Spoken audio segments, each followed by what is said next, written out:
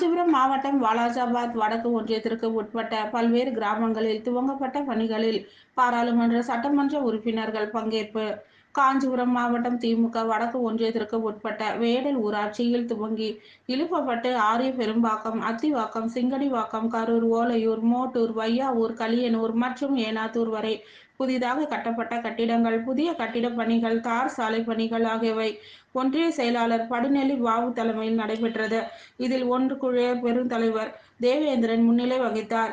இதில் சிறப்பு அழைப்பாளராக பாராளுமன்ற உறுப்பினர் சிறுவர்கள் செல்வம், காஞ்சிபுரம் சட்டமன்ற உறுப்பினர் எழிலரசன் ஆகியோர் கலந்து கொண்டு பணிகளை துவக்கி வைத்து சிறப்புரை ஆற்றினார்கள். இதில் மாவட்ட ஊராட்சி குழு உறுப்பினர் ராஜலட்சுமி, குஜ்ராஜ், ஏனாத்தூர் ஊராட்சி மன்ற தலைவர் வரதன் மற்றும் ஒன்றிய நிர்வாகிகள், கலைக்கழக நிர்வாகிகள் என ஏராளமானோர் கலந்து கொண்டனர். நிகழ்ச்சி ஏற்பாட்டினை ஒன்றிய செயலாளர் படுநெல்லி வாவு சிறப்பாக செய்திருந்தார்.